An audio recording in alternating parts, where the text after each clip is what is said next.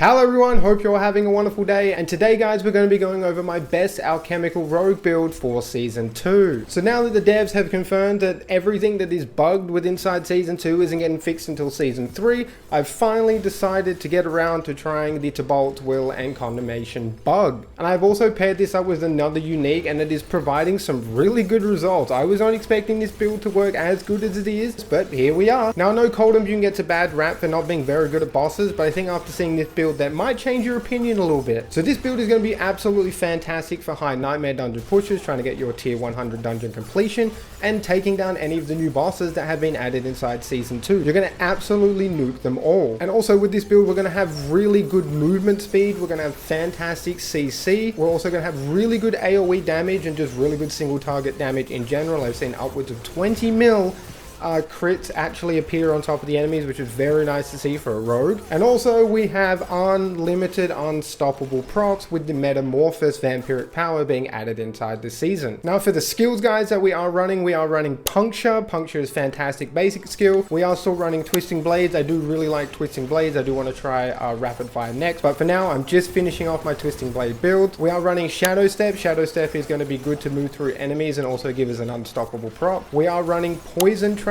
Poison Trap is going to be really good to give us some damage multipliers and also CC the enemies. I forgot to mention we are still running 7 skills in this build. I'm pretty sure most rogues are still running Umbrious Aspect to give us Dark Shroud. We are still doing that as well. And for the imbuement guides, we are running Cold Imbuement, and we are also running Shadow Imbuement. So moving on over to the skill tree. Now, as always, the max roll build planner will be pinned in the comment section down below, just so I don't have to go through and explain all of this to you guys again. I'm sure you guys probably know how a rogue works, so everything will be on that max roll build planner. Just go down there, check it out, and it would save you a hell of a lot of time. So not too much has changed from my Noxus Ice build to this build. So we've still got Puncture, still got Fundamental Puncture, still got 5 points in Twisting Blades, still maxing that out so we get improved Twisting Blades.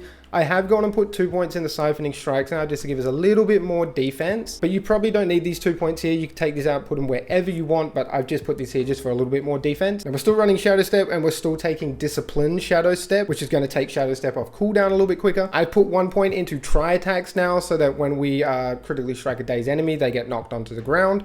And when the enemies get knocked down, we get 12% increased critical strike chance to them. We are taking Poison Trap now, and we are taking Countering Poison Trap as well. This is going to give us a chance to get our imbuements back, and our goal for this build is to try and keep our imbuements up 100% of the time. We can't do it all the time, but with Countering Poison Trap and also the Hectic Vampiric Power, we can get our imbuements back really quick, we can get Shadow Step back really quick, we get Poison Trap back really quick, and it just overall just makes the build feel a hell of a lot better since we aren't using Penitent Greaves. We're still taking Shadow Imbuement, we're still taking Blended Shadow Imbuement to help us make enemies vulnerable a little bit better. We're taking Cold Imbuement, and we're still taking Mixed Cold Imbuement. We've got 3 points in the Frigid Finesse, and I got another 3 points on my Necklace, which giving us a massive damage bonus to chilled and frozen enemies. So now in the ultimate section, I've maxed out Trap Mastery. So again, every enemy that's affected by a poison trap, it's going to give us another 12% increased critical strike damage. This paired up with Concussive, we have 24% increased critical strike chance, which is fantastic. I've got 1 point in Adrenaline just so we can get to 3 points in the haste, and then we're still running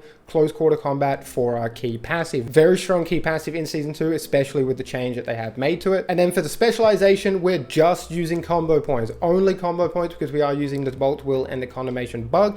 It does not work with Inner Sights because Condemnation has a chance to fully refill your combo points. So when you have like 21 combo points, you have a chance to fully refill all of them and do insane amounts of damage. So there's no need to run Inner Sight. It's combo points 100% of the time, running through dungeons and also doing bosses. Now moving on over to the gear guys. Now I am going to quickly just go through all the aspects for you. I'm not going to really dwell too much on them. I'm pretty sure most of you guys know what aspects do what. So for our helm, we do have Might. For our chest plate, we do have the Umbrious Aspect here. And for our gloves, we have Fist of Fate. Now I do want to explain a little bit about the Fist of Fate because it is absolutely insane with Rogue now inside Season 2. I've really wanted to try and make a build with Fist of Fate, and I think I finally managed to crack the code. So what Fist of Fate lets us do is our attacks randomly do 1% to 290% of their normal damage. So now that Rogue has doubled the attack speed and we can max out attack speed a hell of a lot easier, this works really well because we're attacking so quick. We have so many chances to just keep rolling on Fist of Fates to give us more damage, just praying to the RNG gods that we do get that 290%, which I think is what is letting us do over 20 mil damage. And then the other cool thing about Fist of Fates, we have a 10% chance on lucky hit to gain more damage. We also have a lucky hit chance to restore primary resource, which is really good.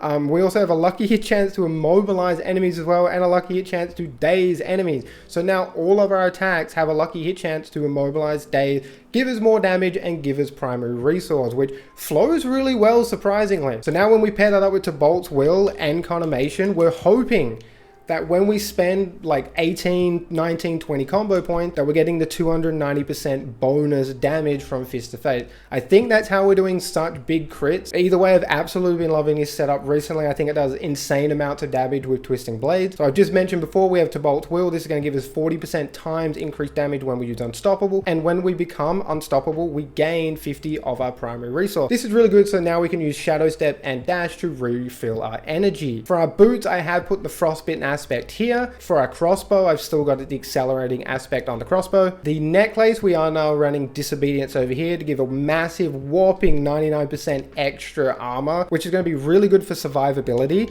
Now, because we are using Tibalt's Will, I will mention that this build is just a little bit squishier than the Noxus Ice build. I was running a lot more damage reduction and a bit of armor, especially when you do get a really good rolled pair of pants. The damage reduction is going to be a hell of a lot better than what it is on Tibalt's Will. Even though we do have damage reduction for close enemies, a much better damage reduction rolled pants is always going to be better defensively than Tibalt's Will. So just keep in mind that we are a little bit squishier, but we do a hell of a lot more damage, so, you know, the good outweighs the bad. Sometimes the best form of defense is offense, guys. For the ring, we do have Artful Initiative. This is going to let us drop stun grenades and have a chance to freeze enemies with Frostbitten. Now, I know that we aren't using Penitent Greaves. That would make it freezing enemies a hell of a lot easier with Frostbitten because we're always chilling enemies. But like I said, with the way that I set this build up, we have a chance to get our imbuements back with Poison Trap, and we also are using the Hectic Vampiric Power. Every time we do 5 basic seal casts, we refresh one of our active cooldowns by 2 seconds. So this is going to be really good to get Poison Trap back, to maybe get a chance to get all your imbuements back, or to also get your imbuements back a hell of a lot faster. So yeah, you can't freeze enemies all the time, but we're trying to keep cold imbuement up 100% of the time, which, I mean, when we're always just using cold imbuement, when we drop nades on them, they are going to get frozen regardless. Next ring, I do have Blade Dancer's aspect. This is the Twisting Blade aspect. And for my dagger, I do have the Expectant aspect here. And then for the other dagger, like I said before, we are using Consummation because of the Consummation and the Tibalt's Will bug. So moving on over to the Vampiric Powers now, guys. First up, we have Undying, arguably one of the best survivability Vampiric Powers inside of Season 2. We are using Metamorphosis to give us Unstoppable, and this works really well with Tibalt's Will, that we're always going to be getting that 40% times damage increase. Now, next up, we are using Ravenous, is going to give us more attack speed. We are using Hectic. For every 5 basic skills you cast, one of your active cooldown is reduced by 2 seconds. Like I said, this is going to be fantastic to get Poison Trap and all of our imbuement off cooldown faster. Now for the next pick, you have 2 options.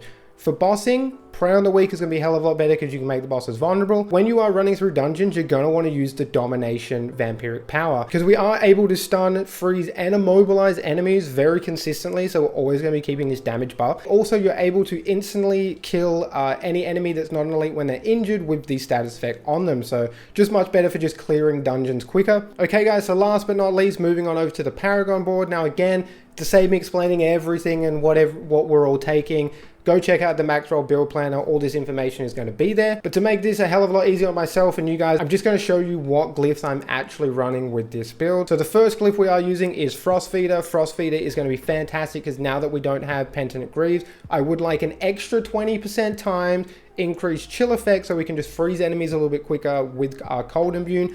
Without having to drop the nades on them. But obviously when they're affected by Cold Imbue and you drop nades on them, you're going to freeze them a hell of a lot quicker that way, but Frost Feeder does help and also gives us increased damage to chilled enemies. Next glyph, we do have the Devious glyph. Now, and the main reason we want Devious is for the bonus. Whenever we hit an enemy with an attack that applies a crowd control effect, they take 2 times up to 10 times increased damage from you for 20 seconds. Very strong. We're always applying some kind of crowd control to the target, so we're always going to be getting this bonus. Up next, we do have the Chip glyph. This is very strong inside Season 2. Again, we just want the bonus, which is another multiplicative damage bonus that whenever we deal physical damage to the target, it's going to increase all damage they take by 1% up to 10% times for 15 seconds. Next glyph, we are taking the Turf glyph.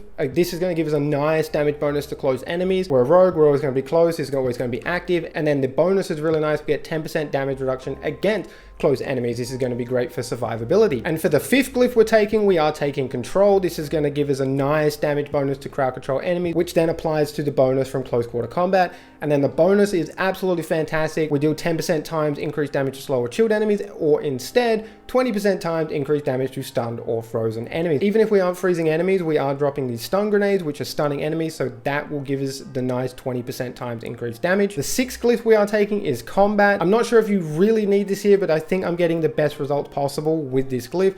Don't really need the bonus because we're getting a lot of energy regeneration, but I suppose the 126.7% increase to critical strike damage is very nice considering we are a rogue. We can crit very easily. And then for the last board, we do build all the way out just to get exploit weakness. This is going to be another nice multiplicative bonus to vulnerable enemies. And then for the other legendary nodes, I might as well show you, we got Cheap Shot, Tricks of the Trade, and also Deadly Ambush, which is very strong for bosses. You just put the poison trap. Bosses are probably always going to be at least in or around your poison trap, and you're going to be dealing 23% times increased critical strike damage to them because they're now affected by your trap skill. All right, that is basically it for the video, guys. Hopefully you did enjoy this build video. I actually had a lot of fun making this. I did set myself a goal this season to try and build a couple of road builds without using +4 to Twisting Blade.